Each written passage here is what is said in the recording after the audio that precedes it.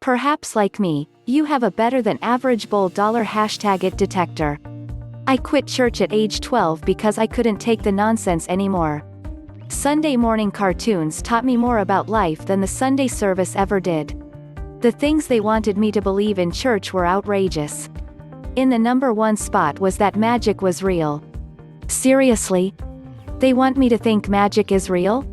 And the adults around me totally believed it. To this day my family thinks magic is real. Silly, right?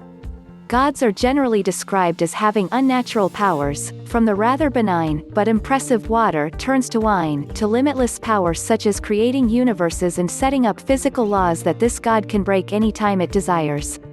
This is magic. Call it sorcery, hoodoo, supernature, conjuring or juju if you wish. The name isn't all that important.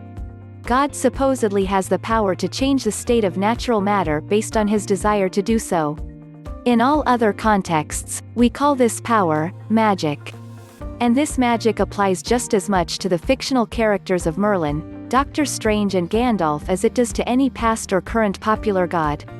But, curiously, magic isn't real.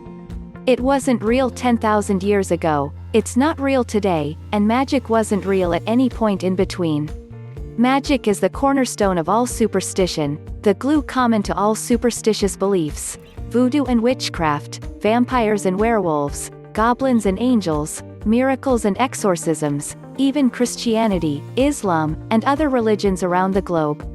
Without magic, there are no gods, no fairies, no lady luck, no warlocks, no lightning-tossing hammers, no Arab flying a winged horse, no great pumpkin, no Krampus, no heaven, and no bad luck black cats. The sooner we all understand that magic is not real, the sooner those concepts fly out the window with the impressive wingspan of an adult pterodactyl, soaring speedily towards the horizon on the winds of extinction. And once those concepts disappear over the horizon, the world will be a better place without superstition to cloud our thinking. Of course you can believe in God. Why? I believe 6 impossible things before breakfast. I'm pretty sure I believe entirely wrong things because I don't know any better. What's worse, generations after me will also do the same. Consider that every age has thought itself the most modern ever. This is as true of 100 BC as of 2019 AD. What would belief or unbelief in God give you? If either were demonstrably true, then you would have the satisfaction of knowing or the certitude for action or whatever else. I'm not sure you're going to get anything by this binary verdict. Moreover, you'd wake up tomorrow or the day after and doubt it to no end. If it's an accumulation of knowledge just for satiating your thirst, belief or unbelief has no effect on the process, but in relation to the seeker, knowledge, and true knowledge at that, is near infinite. So, regardless of belief or unbelief, it's an impossible task. If it's certitude for action, then that's a little troubling. Is there some action that belief in God would move you into action or inaction? What is that? It's not as if God is going to pop up post-action and wiggle his finger at you. Why is it so important to be right about this question? I propose it may be associated with integrality. In the big picture there are only 2 options, 2 prime causes, God or changing states. The effects of the prime causes would be, either the big picture is integral or that's just the way it is, there is no integrality to be had. Integrality coheres. If nothing is integral, then my proposed need for integrality is an illusion foisted on you and me by our genes. Do you see patterns in nature? That's sampling errors run amok. And so it is with the question itself. Is there even an answer possible, or is it simply that downstream from changing states, you'll either get the answer or just miss it anyways? If you want to believe in God, then you are on the right track. You are asking questions. One of the first questions you may wish to ask is what kind of God you can believe in. You may also wish to start with a simple prayer to the effect of, if there is a God and she is listening to me, please help me find the truth. Be sincere about it. If you feel inspired to look into something, to join an event, read a book, or some other action that you think might lead you to the truth, I highly recommend taking that action. The answers you get may not be direct, but you may often find wisdom and insight in the actions you end up taking. There are many religions and many sects of religions claiming to believe in one or more gods, often stating that their point of view is the only correct one. Clearly they are not all in agreement, so they can't all be right. It could be that they are all wrong. That doesn't mean, however, that they are all completely wrong.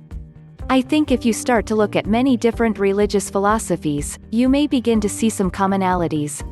If you go further and ask yourself, how could this group get a different idea of what God is than this other group? What seems more true of God in this group, in that group? Don't just look at religion. If God created the universe, then he created all the rules that the universe is following. Perhaps he left clues about his nature in the laws of the universe. Of course, if you are being fair, then you must also consider that there is no God and never was. Consider the arguments of the atheists. Try not to get too caught up in many of the logical fallacies thrown by both sides of this argument. Try to resist the temptation, though be lazy. If God exists outside of time and space, as some religious texts claim. If God exists beyond the concept of infinity, as some texts seem to indicate, then thinking about God can get perplexing to finite beings such as ourselves. Many of us just want to say, forget it, there's a limit and I'm setting it right here. As a result, we see man limiting the size and nature of God. We often make God in man's image. Of course, we can even see man limiting the size and age of the universe. Even if the universe that we can see started out as a big bang of material, 15 billion years ago, we have to ask, where did that material come from? How long was it there before it went bang? What made it bang? What kept it from banging sooner? Could, as some religious philosophies suggest, that material have come from a previous universe that imploded? What's outside the universe? Is it just empty space? What if there are other universes, as big, or bigger than ours that are just so far away, we can't see them? I'm not saying we have to have the answers to these questions, only the realization that man likes to impose limits, and those limits may be, and probably are wrong. Man then likes to teach about those limits as if they are a completely obvious and agreed upon fact, which they are not. Just because we don't know how something can happen doesn't mean that it can't. You likely have a long journey ahead of you. I hope that you find peace and happiness at the end of it, no matter what decision you come to.